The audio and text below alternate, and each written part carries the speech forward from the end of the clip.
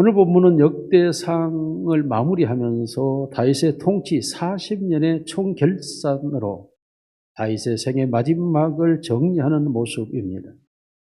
온 백성의 대신들과 대표자들을 다 모으고 그들에게 왕위 권력의 반역과 또한 갈등을 없애기 위하여 자기 아들 솔로몬에게 이 왕위를 이양하고, 그리고 성전 건축을 위한 모든 헌물과 그리고 최고의 감사제로 하나님께 드리면서 마지막을 하나님께 예배하며 송축으로 마무리하는 내용입니다.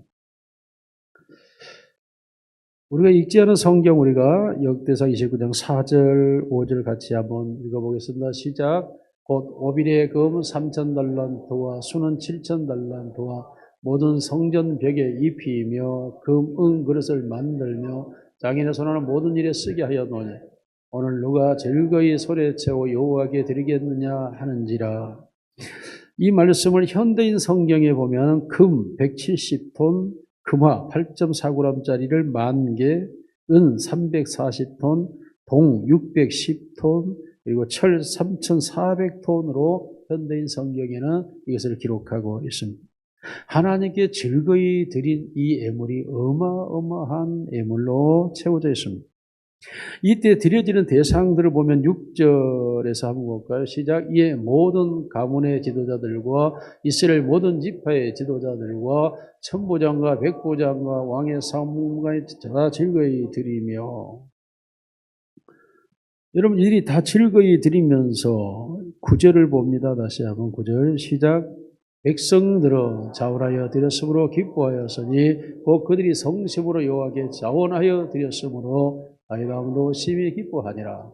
이때 드려지는 이 모든 곳에 왕과 대신과 심지어 군인과 그리고 천부장과 백부장뿐 아니라 모든 가장과 가문의 지도자와 백성들까지 전체가 빠짐없이 다 즐거이 드렸다라고 기록합니다. 다시 말하면 하나님께서 이 말씀을 기록하면서 다윗의 마지막에 드려지는 이 애물과 이 감사제를 하나님 매우 기쁘게 받으시기 때문에 이 말씀을 우리에게 기록하여 전하고 있는 것입니다. 이와 같이 다윗처럼 하나님 앞에 감사하고 감격함으로 이 예배를 드리는 것, 이게 대단한 거죠. 네. 우리 모두가 다윗이 어떻게 하여 이 백성들을 이렇게 하나님 앞에 감사제로 드릴 수 있었을까를 살펴보면 첫째로 하나님의 존재에 대한 감사입니다. 송축이라고 하는 이 단어 자체가 바로 그 의미를 의미하죠. 그 자체가 모든 그분이 존재자가 가장 귀하신 분으로 영광과 찬양과 노래를 받으시기 합당하신 분이 바로 송축이죠. 그러므로 하나님만이 송축을 받으실 분이라고 다윗은 고백함으로써 그 하나님이란 존재자, 그 존재 자체가 바로 모든 존재자의 찬양과 영광과 노래의 대상이라고 말하고 있습니다. 신약에 와서 또 이 모든 일의 존재자를 노래하면서 에베소서는 교회론을 말하면서 교회론에서도 교회가 우리 모두가 몸도 하나이요 성령도 하나이요 그러므로 한 소망 안에서 부르심을 받고 주도 하나요 믿음도 하나요 세례도 하나요 하나님도 한 분이시니 하고 6절에서 이렇게 고백합니다. 시작. 하나님도 한 분이시니 곧 만유의 아버지시라. 만유 위에 계시고 만유를 통일하시고 만유 가운데 계시도다. 만유라는 이 유라는 단어가 존재에서부터 발생되는 사건, 모든 생태, 생성과 사멸의 존재, 이 모든 일들, 이 모든 과정이 다 하나님 안에 있고, 즉 창조자 안에 있고 창조자에 의해서 주관되고 다스려지고 통치되고 이것이 통일성 속에 존재하고 있다. 즉 그분의 어떤 목적과 뜻을 이루기 위하여 모두가 흘러가고 있는 상태라고 말하고 있습니다. 이와 같은 존재자가 존재함으로 모든 것이 존재됨을 인하여 그에게 찬양과 영광을 돌리는 게 당연하다라고 말하면서 그 찬송과 감사와 경배와 영광을 돌리는 것이 다윗의 신앙의 모습. 다시 말하면 하나님이 계신 것, 이것이 최대의 기쁨이고 감격이고 영광이라는 게 다윗의 신앙입니다. 우리는 어떤 경우와 상황에서도 우리가 나서야 될 이유가 사라져버리는 것입니다. 그리할 때 어떤 환경과 상황에서도 우리가 근심하거나 걱정하거나 두려워하거나 불안, 염려하지를 않게 되는 거죠. 오히려 우리는 그분을 더 경이롭게 여기며 그를 경배하며 그를 높여드리며 그에게 예배하는 자로 나아가게 된다는 거예요. 여러분, 이러한 사실이 분명할진데 우리는 분명한 사실을 죄가 우리를 어둡게 하여 인식하지 못하게 하는 것뿐입니다. 그러므로 수천 년 전에 다윗의 신앙 고백이 오늘의 우리에게도 동일한 신앙 고백이요 주님 가르친 기도의 마침이 되고 있는 이유가 바로 이 세상과 만물을 창조하신 하나님께서 다윗의 심령 속에 성령으로의 감동으로 은혜를 주셨기 때문인 줄로 믿습니다.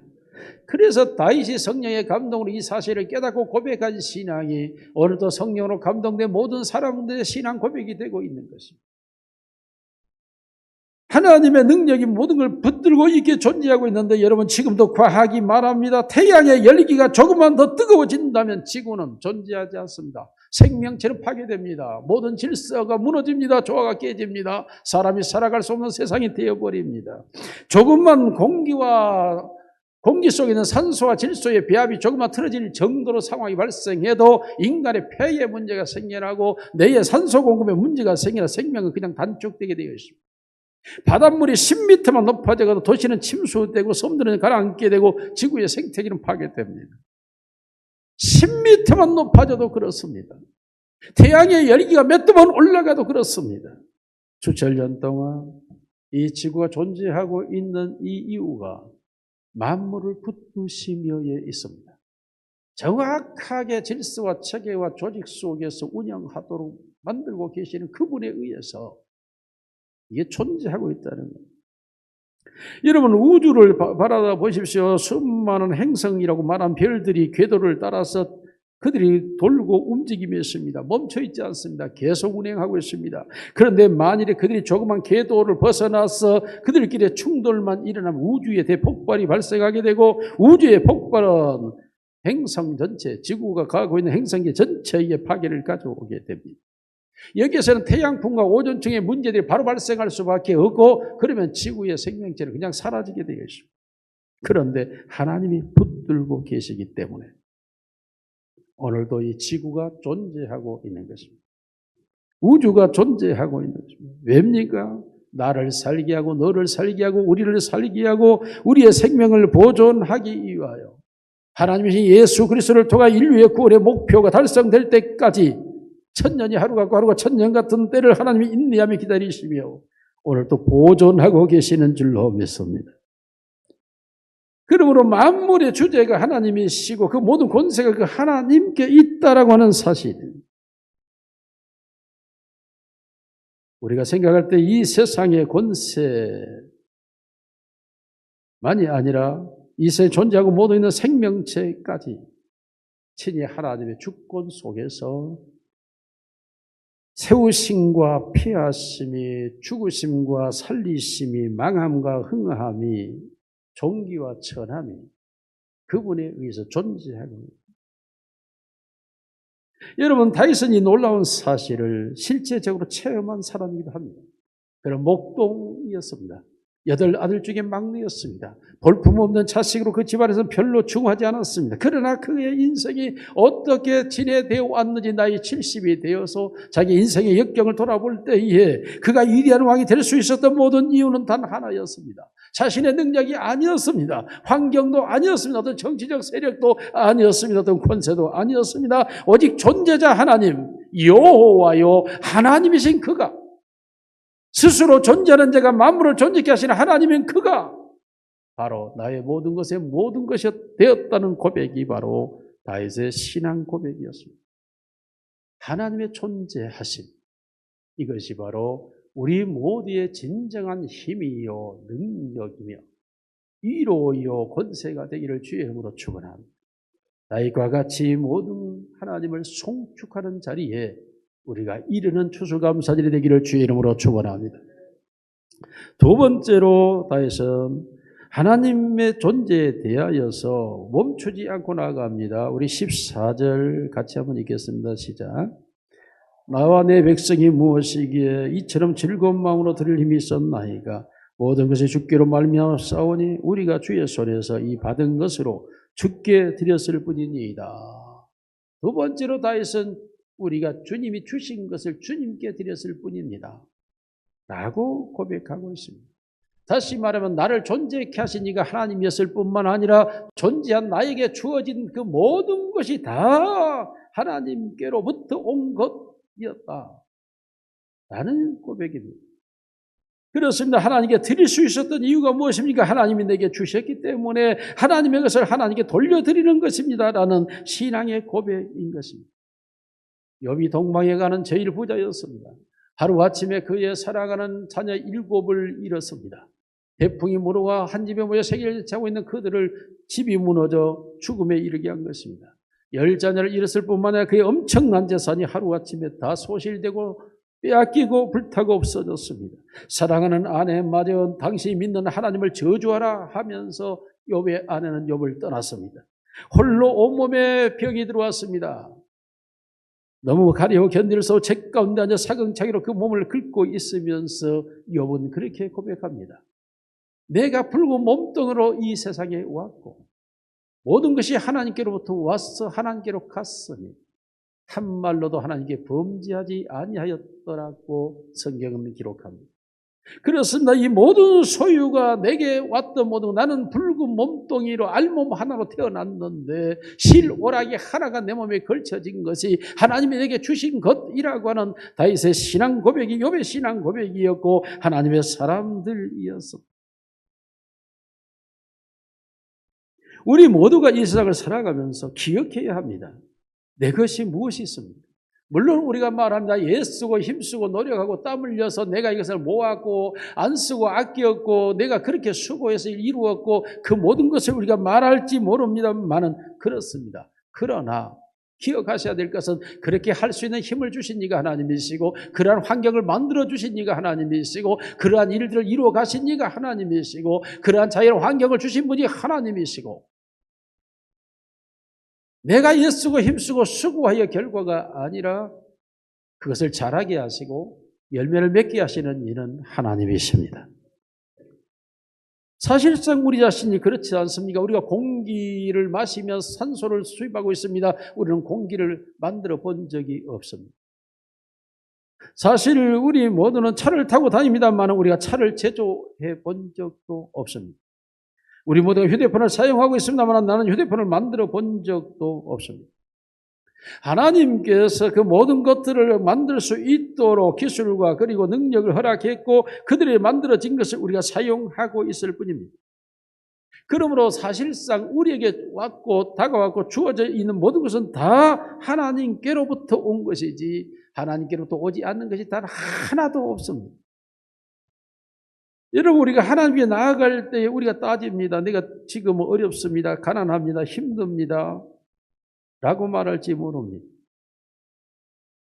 그런데 여러분 기억하십시오. 하나님이 주신 것은 단 하나도 없을 뿐만 아니라 오늘 우리 민족은 우리가 성장해서 지금까지의 하나님이 주시는 놀라운 부요함을 경험하는 세대요 민족이요 국가라는 것에서 벗어날 수가 없습니다. 사실상 우리 민족 1960년대에는 배고픔 속에 고통하지 않았습니까? 그래서 배부르게 먹어보는 것이 소원 아니었습니까? 그래서 부모들은 자식을 위해 기도할 때에 배부르게 해달라 기도하지 않았습니까? 그 먹는 문제가 그렇게 고통스러웠어요. 우리 순천 우시장에 가면 비단장사가 있는 비단장사의 엄마가 배가 이렇게 그때 당 어렸을 때 배가 많이 나와요. 근데 옛날에 배가 나오면 사장이라 불렀습니다. 배만 나오면 사장이라니까. 배 사이에 사장이 사이에 배 나오면 사장이라. 그만큼 배부른 것이 위대하게 보였습니다. 우리는 정말 만족해하며 하나님께 감사하고 삽니다. 90년대 경제적 위기, 2000년대에 와서는 우리가 고속화 도로라든지 또한 외국인과의 자유로운 대화 이런 고통 속에 살았지만 지금은 KT나 SRT로 2시간 20분의 서울 거리를 하루간에 왕복할 수 있는, 그리고 온갖 우리 손에 들어있는 핸드폰을 가지고 모든 문화를 접할 수 있는 상상할 수 없는 시대를 하나님이 우리에게 주셨는데 과연 우리는 그 하나님께 감사와 찬양과 영광으로 나아가고 있습니까? 그런데 여러분, 우리가 알다시피 이러한 것들이 한순간에 무너질 수 있다는 것도 여러분 아시죠? 한순간에 전력 상태가 무너져버리고 통신사가 무너져버리면 우리의 이 문화와 편리가 한순간에 사라집니다. KT든 SRT든 우리의 휴대폰이든 한순간입니다. 그럼에도 하나님께서 이 모든 걸 우리에게 보존해 주고 있음에도 불구하고 우리는 하나님께 감사합니다. 심지어 이제는 장수시대라 해가지고 이제는 90세에 죽어야 죽을 나이에 죽었다 이런 시대가 됩니다. 그래서 옛말로 말하면 옛날에 30대 죽으면 버릇없는 놈 이랬는데 요즘 70대에 죽으면 그렇습니다. 여러분 절대 70세에 죽지 마십시오. 죽어도 싸가지 없는 놈이란 말을 평생 듣습니다. 죽어서도 욕을 먹습니다. 자, 이런 시대를 우리가 살아가고 있습니다. 심지어 하나님께서 오늘 다시 말한 대로 귀가 주께로부터 온다고 했죠. 존귀한 우리 민족이 경제적 그리고 국방 세계적으로 10위 안에 들어가지고 얼마나 이제 세계가 이 코리아 대한민국을 존경하게, 트럼프 대통령조차도 이제는 대한민국의 대통령을 함부로 하지 못하는 이런 시대. 귀가 주께로부터 왔습니다. 강함이 주께로부터 왔다. 강함. 육체적인 강함부터 시작해서 지금은 나이가 60에 70이 되고 허리가 꼿꼿해요. 옛날엔 60이 넘어서면 허리가 굽어지기 시작하고 70이 되고 허리가 굽어서 살아요. 꼿꼿한 시대를 살아요. 귀와 강함 하나님께로 다 왔습니다. 부와 귀가 주께로 말미암고 만물의 주제가 손의 권세와 능력을 주셨고 크게 하심을 주셨고 다 주셨다. 하나님. 그러므로 우리도 다윗과 같이 하나님께 송축하며 감사함으로 나아가는 추수감사의 되기를 주의 이름으로 축원합니다. 마지막 세 번째로 하나님의 은혜에 감사합니다. 14절을 다시 한번 읽겠습니다. 시작. 나와 내 백성이 무엇이기에, 다시 시작. 나와 내 백성이 무엇이기에 이처럼 즐거운 마음으로 드릴 힘이 있었나이까. 나와 내 백성이 무엇이기에 주께서 드릴 수 있는 이 물질과 이 마음과 이 은혜를 주셨습니까? 라고 말해요. 주께서 내 백성이 무엇이기에, 내가 무엇이기에. 여러분, 다윗은 위대한 사람입니다. 다윗은 정말 초롱한 그 민족을 하나의 국가로 만들었고 주변의 모든 국가를 정복했고 위대한 대왕이라는 칭호를 받았고, 그리고 그런 모든 전쟁에서 패한 적이 없이 모든 전쟁에 승리했고 그의 나라를 경관 반석 위에 세웠고 정말 위대한 왕입니다. 그럼에도 불구하고 이 다윗은 주께서 내가 무엇이기에, 내가 무엇이기에. 무슨 말입니까? 자기가 위대한 승리자요, 성공자요, 영웅이요, 위엄 있는 왕이 된 것은 다 주께서 내게 주신 은혜라고 고백합니다. 우리 모두가 사실 지금 이 모습으로 이렇게 살아가고 있는 거 하나님의 은혜인 줄로 믿습니다. 무엇이기에 이 은혜를 주셨을까라고 하나님을 바라볼 때에 우리가 하나님의 정말 진정한 감사함으로 하나님께 나아갈 수 있게 되고, 그리할 때 하나님께 드릴 수 있는 힘이 우리에게 들어오게 되고 즐거운 마음으로 하나님께 나아가게 되는 것입니다.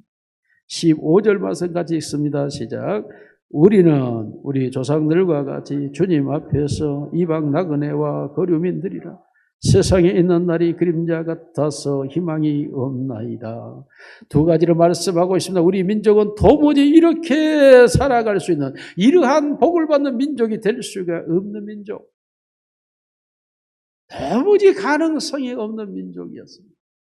이스라엘과 우리나라는 지형 지물이 거의 같습니다. 이스라엘도 바다를 겸하고 우리도 3곳이 바다, 한쪽은 대륙으로 연결되는 그 위에는 강한 국가가 존재하고 있는, 정말로 이 민족이 더구나 남북이 갈라져 있는 이 상황에서 이 대한민국의 이 남쪽이 조그만 나라가 세계 속에 10위 안에 들어가는 여러 가지 다양한 면에서 국가가 됐는 더구나 국방은 5위라 그러더라고요. 국방력은 5위 세계에서. 누가 감히 쳐다볼 수 없는 국방력을 가지고 있는 이런 나라가 될 수 있었던 것이 도대체 어디서 온 것이냐? 어디서? 어떤 정치인이 탁월해서 이 나라가 이렇게 되었습니까? 다윗은 바로 자기의 민족의 형신을 너무나 잘 압니다. 나그네요 거류민들 어디선가 흘러 들어와서 거주하고 있는 이 땅의 민족. 어머니 이 민족은 외세의 침략 아래서 견딜 수 없는 고통과 핍박받은 민족인데 어느 때 이 민족이 자주국방의 민족이 되고 자유의 나라가 되고 열방이 바라보는 나라가 되는 이 민족이 될 수 있습니까? 이것이 하나님의 은혜였다고 다윗은 고백하면서 마지막으로 그렇게 말합니다. 세상에 있는 날이 그림자 같아서 희망이 없나이다. 이 모든 것을 다 가지고 누린다고 할지라도 우리는 이 세상을 떠나가야 하는 인생은 그림자와 같아서 곧 사라져야 될 존재이기 때문에 영원한 나라를 바라보는, 그러므로 그 하나님께로 나아가 예배하는 다윗의 모습을 우리가 보게 되는 것이죠. 우리가 21절, 22절 같이 읽으면서 마칩니다. 시작.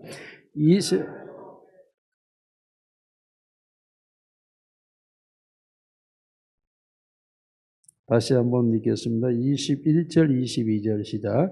이튿날 여호와께 제사를 드리고 또 여호와께 번제를 드리니 수송아지 1000마리요 순양이 1000마리요 어린 양이 1000마리요 또 그 전제라 온 이스라엘 위하여 풍성한 제물을 드리고 이날에 무리가 크게 기뻐하여 여호와 앞에서 먹으며 마셨더라. 아멘. 여호와 앞에서 먹으며 마셨더라. 이 땅에서 하나님의 나라로 이어지는 장면, 다윗이 마지막 70세 운명을 달리하고 솔로몬을 왕위에 이어주면서 하나님의 나라로 들어가는 모습을 연출하는 여호와 앞에서, 그렇습니다. 우리의 추수감사제는 모든 만물을 추수하여 하나님께 드리듯이 우리의 인생도 추수되어 하나님께 드려져야 할 줄로 믿습니다. 그러므로 하나님 앞에서 드려지는 추수감사절이 되어 하나님이 기뻐하시는 전리기 예배가 되기를 주의 이름으로 축원합니다.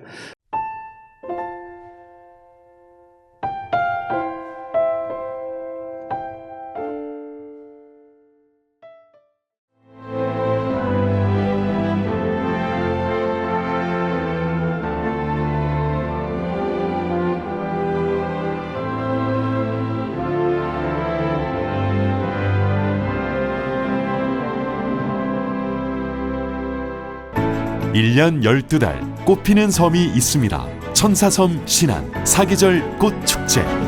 봄을 여는 수선화부터 섬길을 걸으면 걸을수록 놀라운 즐거움을 선사하는 겨울꽃 애기동백까지, 이제 대한민국 섬여행은 사계절 꽃축제와 함께 천사섬 신안.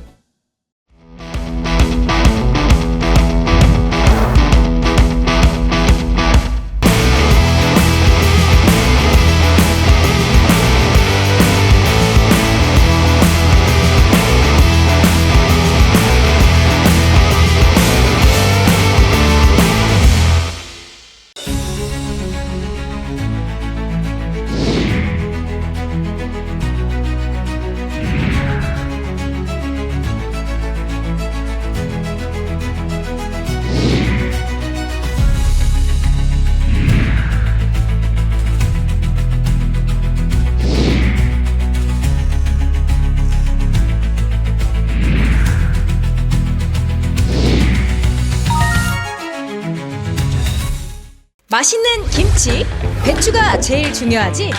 배추 절이는 걱정은 그만! 해남 절인 배추는 햇살과 바닷바람으로 자라 간까지 딱 맞습니다. 김장의 시작은 해남 절인 배추에서. 김치의 날, 해남 배추로 김장의 맛을 담다!